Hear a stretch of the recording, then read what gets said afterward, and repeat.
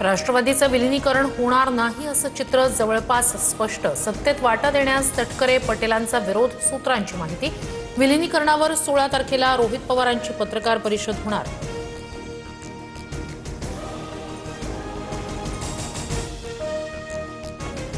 उपमुख्यमंत्री सुनेत्रा पवार पुढील आठवड्यापासून पक्षाच्या आमदारांच्या स्वतंत्र बैठका घेणार।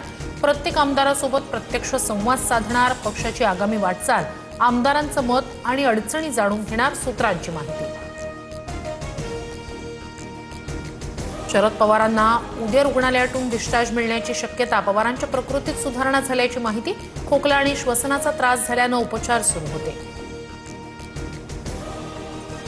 मुंबईतील सर्व महत्त्वाची पावसाळ्यापूर्वी पूर्ण कामं करा। प्रलंबित कामांबाबत कंत्राटदारांना कडक नोटीस द्या। कामचुकारपणा आढळल्यास ब्लॅकलिस्ट करा। पालकमंत्री एकनाथ शिंदेंकडून जिल्हा नियोजन समितीच्या बैठकीत आदेश। टाटा ट्रस्ट सोबत 12 आणि नाम फाउंडेशन सोबत एक सामंजस्य करार। स्वयंसेवी संस्थांच्या भागीदारीतून महाराष्ट्राचं वेगानं परिवर्तन होणार।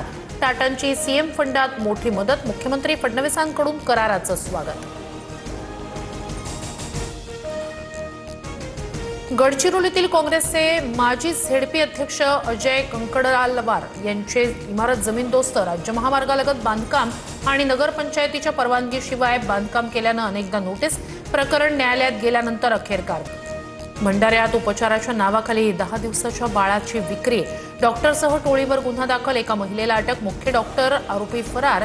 पुढील तपास सुरू।